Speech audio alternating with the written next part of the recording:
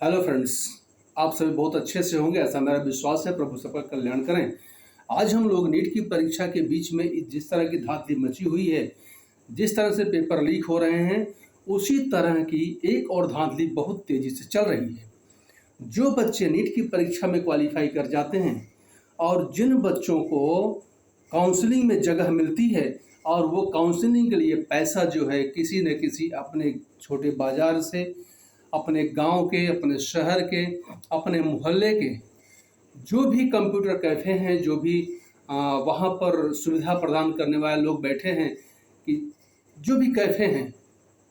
जो भी ये नेट का काम करते हैं, जो फॉर्म भरते हैं, या जो ऐसी दुकानें हैं जो ऑनलाइन पैसा ट्रांसफ़र करती हैं एनटीए के खाते में या उस यूनिवर्सिटी के खाते में,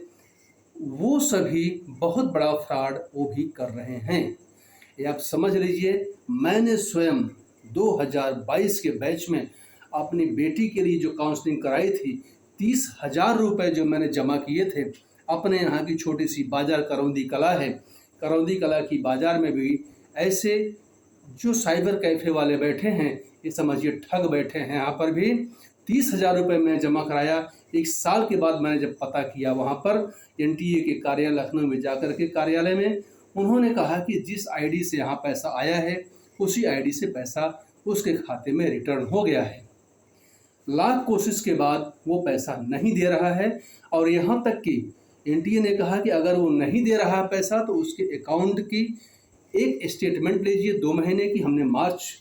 23 में पैसा भेजा है, तो मार्च, अप्रैल, मई 2-3 महीने की आप स्टेटमेंट निकलवा लीजिए। उस स्टेटमेंट में जिस ट्रांजेक्शन आईडी से पैसा आया है उस ट्रांजेक्शन आईडी पैसा वापस उसके खाते में गया है, लेकिन वो बंदा अपने अकाउंट का स्टेटमेंट निकलवा नहीं रहा है और 30,000 रुपये हड़प करने की कोशिश कर रहा है। इस तरह से केवल मेरी ही प्रॉब्लम नहीं है, ये हजारों लाखों बच्चों की प्रॉब्लम्स है। ऐसी भी केस सुनने में आती है कि बच्चों ने जो काउंसलिंग का पैसा जमा किया था और काउंसलिंग बच्चों ने नहीं कराई है, वो पैसा वापस तो आ गया है लेकिन पैसा वापस बच्चों को नहीं मिलता है। इस पर भी एक बड़ी ही सावधानी से नीति बनाने की आवश्यकता एनटीए को भी, सरकार को भी है, कि जिससे जिस बैंक में पैसा वापस भेजा गया है उस बैंक का पूरा डिटेल उसके पास आना चाहिए बच्चे के पास, कि किस बैंक में, किस अकाउंट में पैसा किस डेट में ट्रांसफ़र होके गया है। क्योंकि जब साइंस ने इतनी तरक्की कर ली है, इतनी ज़्यादा सफलताएं साइंस को हर जगह मिल रही हैं, नेटवर्किंग का फ़ायदा मिल रहा है, तो नीट की परीक्षा देने वाले बच्चों को भी ये चीज़ें मिलनी चाहिए। और सभी परीक्षार्थियों से नीट की मेरा अनुरोध है कि आप सभी लोग नेट बैंकिंग चलाते हैं, अपने ही नेट से पैसा ट्रांसफ़र करिएगा, नहीं तो ये बेईमान जो चोर बैठे हैं हर बाज़ार में आपका पैसा मार लेंगे और पैसा नहीं देंगे, क्योंकि बार बार बोलेंगे कि आप वहाँ से ले आइए, किस अकाउंट में पैसा गया है, किसके नाम से पैसा गया है। और ऐसी व्यवस्था नहीं है। एक ही व्यवस्था है कि जिस आईडी से पैसा गया है उसी आईडी पर पैसा रिटर्न हुआ है, और तभी पता लग सकता है जबकि वो जो बैठे हैं यहाँ पे साइबर कैफ़े के लोग, अगर वो अपने बैंक खाते का स्टेटमेंट 2 महीने का, 1 महीने का निकाल के देते हैं तभी आपको मालूम पड़ेगा। लेकिन 30,000, 10,000, 5,000 बड़ी रकम होती है, बेईमानी इनके मन में आती है और ये पैसा नहीं देना चाहते हैं। इसलिए सरकार से अनुरोध ये भी है, इन संस्थाओं से अनुरोध ये भी है कि ऐसा कोई नियम बनाया जाए कि जिससे बच्चों के खाते में या जिसके खाते में आपने वहाँ से पैसा ट्रांसफ़र किया है, अगर वो गया है तो मैसेज की तरह कम से कम अभ्यर्थियों के मैसेज आ जाए उनके फ़ोन पर, उनके कॉन्टैक्ट नंबर पर, उनके ईमेल पर, या जो भी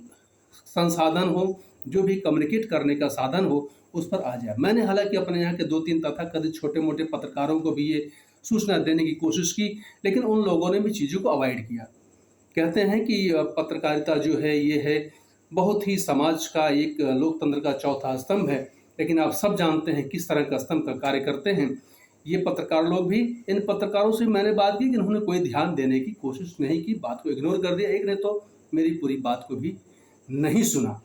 लेकिन एजेंसियों से यही एक अनुरोध है कि इस तरह की चीज़ों को व्यवस्थित किया जाए। हालांकि हम भी उस पर कानूनी कार्रवाई करने के लिए आगे बढ़ेंगे, जिससे कि और भी बच्चों को इस तरह की प्रॉब्लम, समस्याएं न झेलनी पड़ें। इसलिए जो भी बच्चे नीट की परीक्षा में पास होते हैं, सफल होते हैं, काउंसलिंग का बुलावा आता है, काउंसलिंग के पैसा आप जमा करते हैं, आप अपने अकाउंट से पैसा जमा करिए और एनटीए से पता करते रहिए किस डेट में पैसा गया है। और यदि वो व्यक्ति अपने अकाउंट का नहीं निकालता है उसका स्टेटमेंट जितने महीने का वो बोलते हैं, जैसे मान लीजिए कि मार्च में भेजा पैसा, मार्च अप्रैल में, मान लीजिए 3 महीने का जो उसका स्टेटमेंट अकाउंट का, ये तो निकलना चाहिए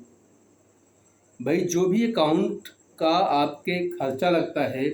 स्टेटमेंट निकालने में, उसको आप अभ्यर्थी से ले लीजिए, जो 10, 5, 20 रुपये मिलता है आप ले लीजिए उसको। आपका समय का नुकसान हो भाई 150 रुपये आप ले लीजिए, लेकिन स्टेटमेंट निकाल करके बच्चों को दीजिए और बच्चे देखें कि जिस आईडी से आपने पैसा ट्रांसफ़र किया है उस आईडी पर पैसा आया है कि नहीं आया है। हालांकि कानूनी कार्रवाई के बहुत ही ज़्यादा रास्ते खुले हुए होते हैं, आप उसकी भी उपभोक्ता फोरम से लेकर और जगह भी आप कंप्लेन कर सकते हैं, लेकिन बच्चों को इतनी ज़्यादा तकलीफ देने की क्या आवश्यकता है। एजेंसियों को चाहिए कि इस पर भी सख्त रुख अपनाएं और सरकार से मेरी एक गुजारिश है, मेरा अनुरोध है कि इस तरह की चीज़ों पर लगाम लगाएं और बच्चों को आर्थिक नुकसान झेलने से बचाएं। बहुत बहुत धन्यवाद।